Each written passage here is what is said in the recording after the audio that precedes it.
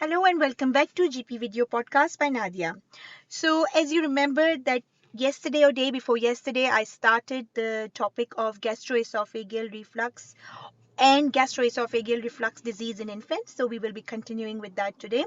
So, just for a recap, gastroesophageal reflux is the passage of gastric contents into the esophagus, often with effortless vomiting or cells. It is a physiological process that occurs several times a day in healthy infants.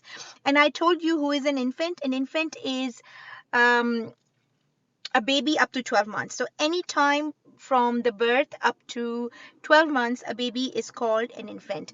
Anytime from birth up to 1 month, he or she is called a neonate, while anytime from birth up to 1 year, they are also called as infants. So we are talking about gastroesophageal reflux and gastroesophageal reflux disease in infants. Okay, so as the guidelines say that gastroesophageal reflux is physiological, in which there is this passage of gastric contents into the esophagus, often with effortless vomiting or postles. So what happens is whenever you feed the kid, as you know, that they could be regurgitating milk out, and it actually happens, or it actually affects 40% of the infants. So gastroesophageal reflux is common, at least affecting 40% of infants, usually begins before 2 months of age, peaks at 4 months, and resolves by 1 year of age. In most cases, it does not cause crying and irritability in healthy infants. Infants crying peaks at 6 to 8 weeks, and hence some babies with simple gastroesophageal reflux may also be unsettled. Rarely requires investigations and can usually be managed with parental education, support, and anticipatory guidance, like burping the baby nicely, small frequent meals, and small frequent feeds, and other measures. There is insufficient evidence to support the diagnosis or management of silent reflux. But when does gastroesophageal reflux become gastroesophageal reflux disease?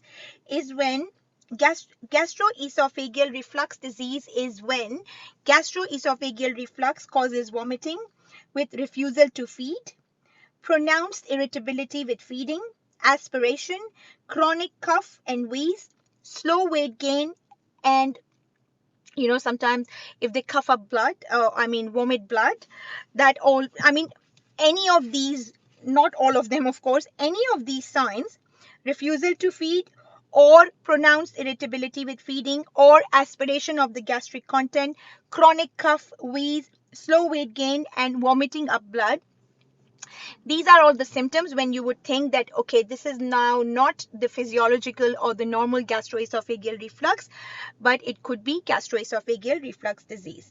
Now, cow milk protein allergy can present with similar symptoms to gastroesophageal reflux disease. So while a GP is investigating gastroesophageal reflux disease, he needs to differentiate, or he needs to exclude cow milk protein allergy. So what is the management? Management is general measures like you would do for gastroesophageal reflux itself. Positioning, holding the infant in a head elevated position for 20 to 30 minutes after feeding may reduce gastroesophageal reflux. Prone sleeping or inclining the sleep surface is not recommended in infants due to the risk of SIDS, which is sudden infant death syndrome. So prone sleeping or inclining the sleep surface is not recommended, but holding the infant in a head elevated position for 20 to 30 minutes after feeding may reduce.